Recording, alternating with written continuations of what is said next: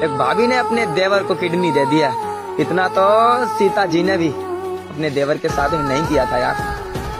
हाय हाय, उस भाभी ने अपने देवर को किडनी दे दी थी। भाई आगे की स्टोरी सुनना, मैं तुम्हें बताना चाह रहा हूँ। उसके देवर की अचानक में तबीयत खराब हो जाती है। उसको नॉर्मली दवा लेने के लिए अस्पताल जाते हैं। वहाँ डॉक्टर जब मतलब रिपोर्ट मतलब लिखते हैं, रिपोर्ट होने के बाद उसकी मेडिकल रिपोर्ट आती है। उसके बाद मतलब उसमें आया उस रिपोर्ट में कि भाई इसकी तो किडनी नहीं है, तुम्हारा भाई कोई किडनी अगर दे सकता है तो उसे दे दो।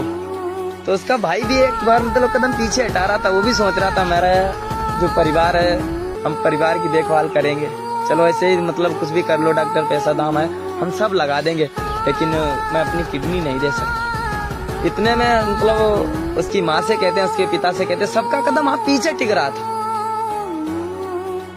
इतने में उसकी भाभी का आना हो जाता है। उसकी भाभी कहती है कोई नहीं किडनी देगा, किडनी दूंगी तो मैं दूंगी, क्योंकि मैं उन औरतों जैसी नहीं हूँ जो वेश्याएं कहलाती हैं। मैं तो वो पतिव्रता हूँ। गृहस्थी का मतलब ही क्या होता है, फैमिली का मतलब ही क्या होता है, जो एक दूसरे को समझ ना सके। औरत कहती है मैं अपने देवर को किडनी दूंगी। वो किडनी देने के लिए तैयार हो जाती है। डॉक्टर उसको लेके जाते हैं, उसकी किडनी निकाल के उसके जो देवर था उसको मतलब डाल देते हैं। जब उसके देवर को किडनी पड़ जाती है, जब उसको कुछ समय बाद होश आया तो उसने पूछा कि भैया भाभी कहाँ है, भाभी तो आई थी, हमने देखा था। तो उसके भैया की आंखों में इतने आंसू थे भाई साहब, जैसे मतलब क्या कहें, मुसलधार बारिश। आंसुओं की कोई क्षमता ही नहीं, कितने वर्ष जाए बारिश की क्षमता होती है कुछ ना कुछ। इनका भी कोई सीजन होता, आंसुओं का कोई सीजन नहीं होता मेरे भाई।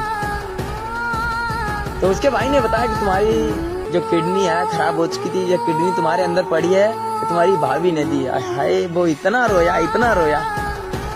इतने में उसकी भाभी आ जाती है। वो अपनी भाभी के लिपट के रोया, बोला माँ तुम्हारी जैसी मुझे मैया नहीं मिलेगी इस दुनिया में। इससे हमें बहुत कुछ सीख मिलती है कि हाँ सीता आज भी है, उसकी नहीं सीता, इस कलयुग की सीता। अगर कोई कहे कि इसमें कोई भगवान नहीं है, कोई देवी देवता नहीं है, भाई सब यही है, सब इंसानों में छुपकर रहते हैं।